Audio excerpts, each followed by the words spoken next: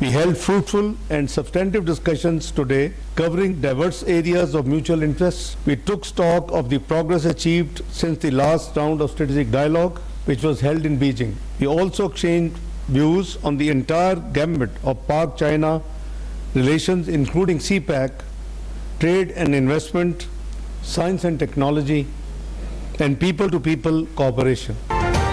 खित्ते में अमन, इस्तेहकाम और खुशहाली के लिए पाकिस्तान और चीन का मिलकर काम करने का आज़म। वज़ीर ख़ारजा और चीनी हममनसब की मुश्तरका प्रेस कॉन्फ्रेंस। इसहाक डार ने कहा कि पाक चीन दोस्ती मजबूत बुनियादों पर कायम है। पाकिस्तान की सालमियत और इलाकाई खुद मुख्तारी के तहफ़्फ़ुज़ के लिए चीन के अज़्म को सराहते हैं। CPEC फ़ेज़ 2 अवामी सतह पर रवाबित समेत दो तरफ़ा ताउन को मज़ीद वुसअत देने के लिए पुरअज़्म है। दोनों मुल्क सलामती काउंसिल में मुख्तलिफ आलमी फोरम्स पर एक दूसरे की हिमायत जारी रखेंगे।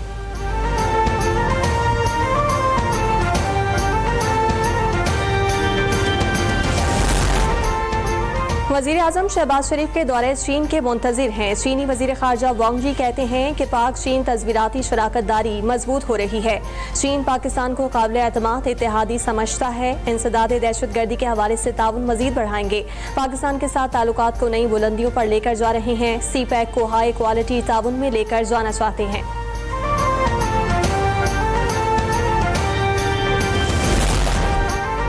आर्मी चीफ की तरफ से किसी सहाफ़ी को कोई इंटरव्यू नहीं दिया गया।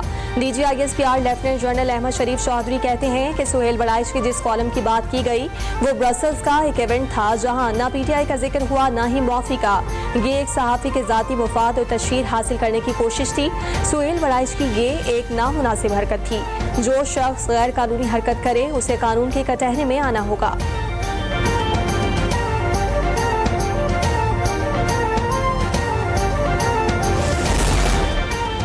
बानी पाकिस्तान तहरीक इंसाफ की 8 मुकदमात में जमानत मंजूर। सुप्रीम कोर्ट ने लाहौर हाई कोर्ट का फैसला कलअदम करार दे दिया। चीफ जस्टिस ने दोनों फरीकैन के वकला को चेंबर में तलब कर लिया।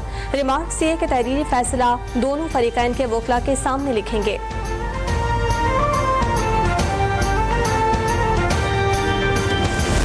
एक राय जमात के अंदर है, वो ये है कि जो भी कोई सीट हो अपोजिशन लीडर वगैरह की, वो पार्टी के अपने अंदर के लोगों से हो, पार्टी के PTI के भी मेंबर हो। लेकिन अगर खान साहब ने कोई और फैसला किया है उसको भी मानवान तस्लीम किया जाएगा।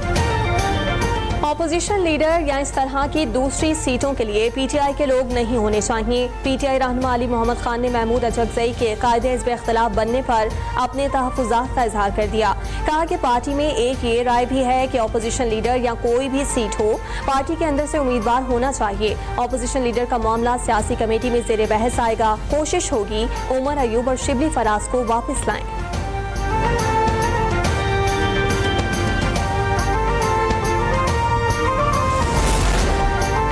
पाकिस्तान और बांग्लादेश का खुराक की सलामती और फूड वैल्यू एडिशन में ताउन पर जोर। दोनों ममालिक का सनती टेक्नोलॉजी के तबादले और वफूद की आमदोरफ्त पर इत्तफाक। वफाकी वज़ीर तिजारत जाम कमाल खान का ढाका में बांग्लादेशी मुशीर बराए सनत से मुलाकात।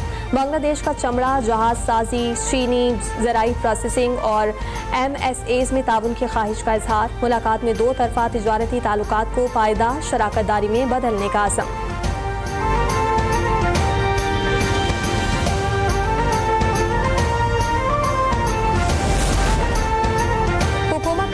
मार्केट में $1 अरब मालियत के पांडा बॉन्ड्स के इजरा का फैसला।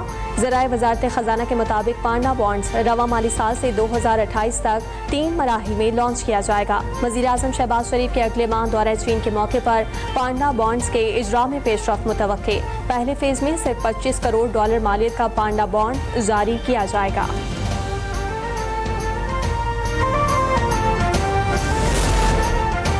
वज़ीर आला पंजाब का दौरा जापान। आलमी शोहरत याफ्ता जापानी कंपनी मोरीनागा हेडक्वार्टर और प्लांट का दौरा। 100 साल से काम करने वाली बैनुल-अक़वामी जापानी कंपनी को पंजाब में डेयरी के शोबे में सरमायाकारी की दावत। मोरीनागा इंटरनेशनल को नौज़ायदा बच्चों की खुराक समेत दीगर बेकरी मसनूआत और बरामदी मयार के गोश्त की मकामी पैदावार में मनसूबों की पेशकश।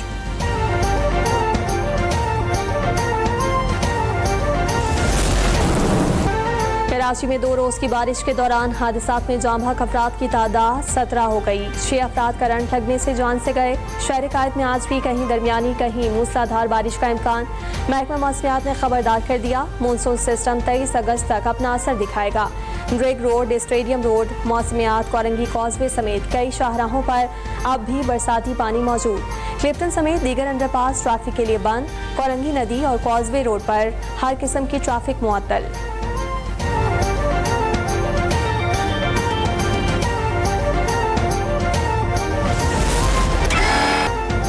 कराची बारिश खत्म होने के कई घंटों बाद भी मुख्तलिफ इलाकों से बिजली गायब। उर्दू बाजार और अतराफ में मंगल से बिजली बंद। Gulistan Jauhar, north Nazimabad, Kashmir colony, sector B, jail road, Jamshed road, Darwesh colony, PCHS block 7 और मर्चेंट नेवी सोसाइटी स्कीम 33 में बिजली आने का नाम नहीं ले रही। बिजली मुअत्तल होने से इलाका मकीन पानी की शदीद किल्लत का शिकार। के इलेक्ट्रिक का दावा, कई इलाकों में बुध की शाम से ही बिजली बहाल कर दी गई है।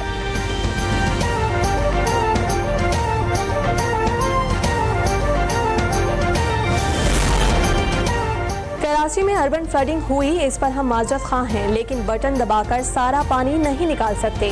वजीर आला सिंध मुराद अली शाह की निजी TV चैनल से गुफ्तगू, कहा कि कराची में मंगल को 200 मिलीमीटर से ज्यादा बारिश रिकॉर्ड की गई। वजीर आला ने इंतजामी नाअहली का इजहार करते हुए कहा, कमिश्नर कराची को पैगाम दिया कि लोगों से कहें जहां हैं वहीं रहें, मगर मेरा पैगाम आगे तक नहीं पहुंच सका, जिसकी बिना पर शहरियों को ज्यादा तकलीफ का सामना करना पड़ा।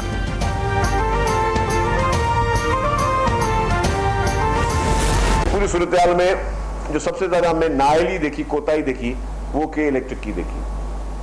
के इलेक्ट्रिक की 48 घंटों तक काफी इलाकों में बिजली की फराहमी नहीं मुहैया कर सकी।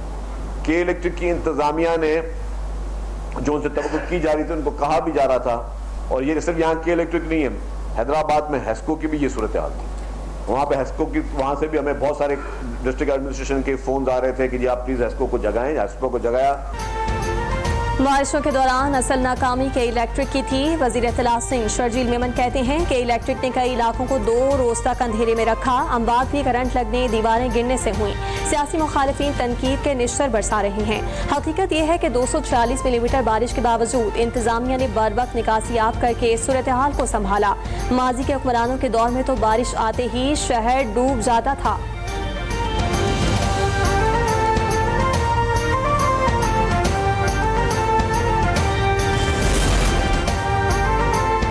वज़ीर आज़म का मानसून की शदीद बारिशों और सैलाबी सूरत हाल पर सियासी कायदीन से राब्ता। Chairman Peoples Party Bilawal Bhutto Zardari से गुफ्तगू। जनूबी सिंध बिलखुसूस कराची में अर्बन फ्लडिंग से कीमती जानों के ज़िया पर इज़हार अफसोस।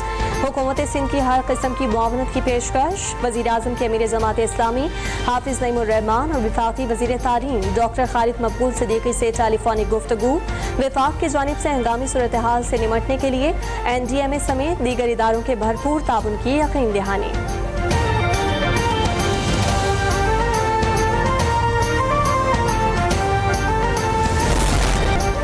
यकम रबीउल अव्वल 25 अगस्त को होने का इम्कान। स्पार्को के मुताबिक रबीउल अव्वल 1447 हिजरी का चांद 23 अगस्त को दिन 11:06 पर पैदा होगा। 24 अगस्त को चांद नजर आने के कवी इम्कानात। मरकजी रुअत हिलाल कमेटी चांद नजर आने का हतमी ऐलान करेगी। दुनिया में अपनी रहमदिली और इंसाफ पसंदी के लिए मशहूर अमरीकी जज फ्रैंक कैप्रियो चल बसे। 88 साल के जज फ्रैंक कैप्रियो दुनिया भर में सबसे अच्छे जज माने जाते थे। वो लबलबे के कैंसर में मुब्तला थे। सोशल मीडिया पर मौजूद अदालती कार्रवाइयों में उनके फैसलों का अंदाज इंतहाई मुअस्सर कुन रहा।